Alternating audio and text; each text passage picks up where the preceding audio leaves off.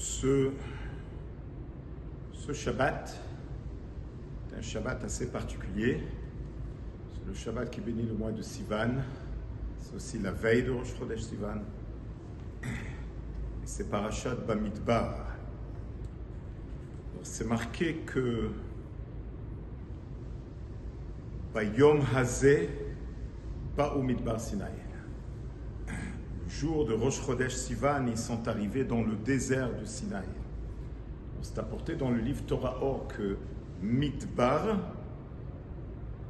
désert, Midbar, c'est même le même mot que Medaber. Quel rapport? Medaber veut dire parler. Parce que quand on parle toujours que le monde est partagé par quatre, minéral, végétal, animal, être humain, donc l'être humain on l'appelle Medaber. C'est l'avantage de l'être humain sur l'animal. Mais ici c'est marqué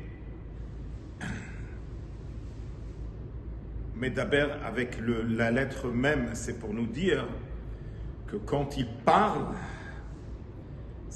il est annulé. Qu'est-ce que ça veut dire? C'est quoi un désert? Un désert, c'est un terrain qui n'a pas été semé. Quand une personne y parle, parce qu'il a compris, parce qu'il veut quelque chose, eh bien la volonté et le raisonnement, il est en train de semer, et c'est ce qui fait que ça va pousser. Il y aura de la parole. Quand on dit Midbar Eretz Lozroa, un désert, c'est un terrain qui n'a pas été semé, ça veut dire que la parole de Torah qu'il est en train de dire, elle ne vient pas de son raisonnement et de sa volonté, c'est les paroles de Dieu. Alors je voudrais partager avec vous un événement très émouvant, qu'on voit ça chez le Rabbi en particulier.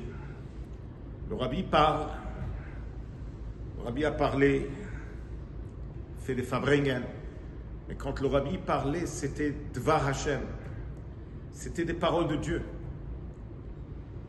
Quand le Rabbi il a demandé que ce Shabbat, il faut à tout prix s'unifier, il a demandé ça il y a 40 ans, mais il a dit que c'est une condition essentielle pour Matan Torah. Ça veut dire que cette année, encore une fois, chez nous, le peuple juif, on n'est pas en train de célébrer le passé, on est en train de célébrer le présent. Ezrat Hashem, vendredi prochain, Hashem, il donne de nouveau la Torah. Vendredi, le 6 Sivan, le 22 mai. Et pour se préparer à Matan Torah, comme à Matan Torah, il fallait à tout prix que le peuple juif s'unifie, c'est comme ça qu'ils ont reçu la Torah. Mais c'est pareil même maintenant, c'est une condition essentielle d'unité du peuple juif. Le Rabbi a demandé que les enfants viennent pour écouter les 10 commandements, même les bébés, à partir de 1 mois, qu'ils soient là pour écouter les 10 commandements. Ce sont des paroles, le Rabbi parle, mais il faut comprendre que les paroles, c'est Midbar. Midbar, les mêmes lettres de Medaber, c'est les paroles de Dieu. Je vais partager avec vous une histoire émouvante qui vient de sortir, qui vient de se dévoiler. Il y a un monsieur qui habite à Ashdod, il s'appelle Aharon Wanunu. Il a l'habitude de voyager chez le Rabbi pour Yutshvat, et sa femme, elle a l'habitude aussi de voyager. Ça fait 36 ans, il voyage chaque année. Mais sa femme, il y avait une année qu'elle ne pouvait pas venir, donc elle lui a remis une lettre. Elle a dit, c'est une lettre d'une dame, mais tu ne peux pas lire cette lettre. Alors, M. Wanunu, il rentre dans le Ohel du Rabbi, et il sait que lui, il ne peut pas lire cette lettre. Alors, il cherche quelqu'un qui pourra lire cette lettre devant le Rabbi Ohel, donc il le donne, il entend quelqu'un qui parle français juste à côté de lui, il lui demande, est-ce que tu peux lire cette lettre? La personne, il lit cette lettre. Sortant du Ohel, la personne, il est très ému. Il dit, pourquoi tu m'as donné à moi de lire la lettre? Eh bien, parce que je cherchais quelqu'un qui comprend le français. Tu étais juste à côté de moi. Il faut que je te raconte ce qui est marqué dans cette lettre. Il dit, non, elle ne voulait pas que... Il dit, mais écoute, c'est une dame qui écrit au Rabbi que ça fait des années qu'elle part pas avec son frère et elle demande au rabbi qui s'approchent l'un de l'autre.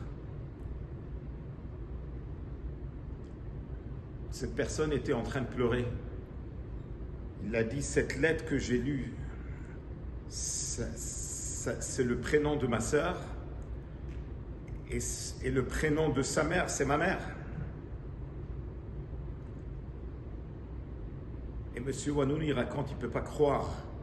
Il est arrivé de Ashdod, d'Israël, à New York, au Ohel du Rabbi. Et comment le Rabbi s'est assuré que cette lettre arrive à la personne qui est le frère.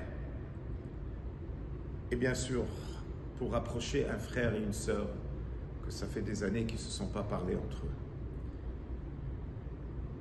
Il n'y a pas assez de mots. C'est très très émouvant cette histoire. Elle vient de sortir, tout nouveau, tout fraîche. Mais pour tout ça, pour qu'on réalise la chance que notre génération est là, d'avoir un tzaddik, d'avoir un rabbi qui voit loin.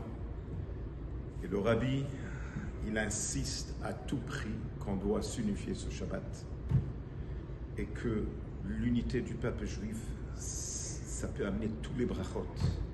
Et la plus grande bracha qu'on attend avec impatience, la bracha de la Géoula, la délivrance, Géoula Amitit Vashlema. Shabbat Shalom.